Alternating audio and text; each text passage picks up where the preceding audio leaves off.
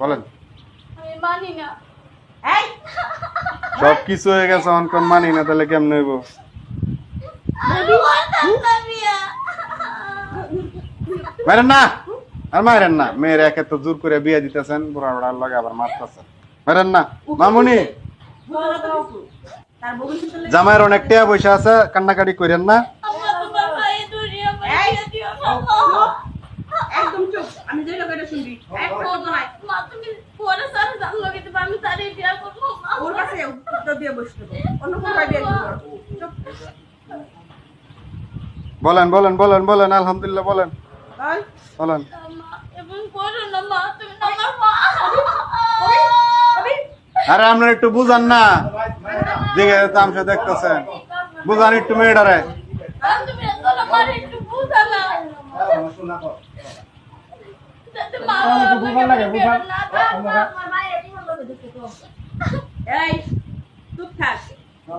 বলে বলো মামুনি, বলে লো। সাইন দিছ, টিপসই দিছ, সব হয়েছে, খালি আলহামদুলিল্লাহ বলে আলাও। দিয়ে দিবি এমনি। আর কবি ফোন লাগবো না। 15 লক্ষ টাকা কাবিন ধার্য করিয়া 10 লক্ষ টাকা উসল স্বর্ণ বাবদ 5 লক্ষ টাকা বাকি রাখিয়া আব্দুল মান্নান সাহেবকে যদি তুমি স্বামী হিসাবে মাইনা থাকো, দূরে একবার বলো আলহামদুলিল্লাহ। মা বলো বলো। হ্যাঁ ক আমাকে বেলা শেষ, আমরা যাবো গা। আমরা এগুলো কান্নাকাটি দেখতে আসিনি।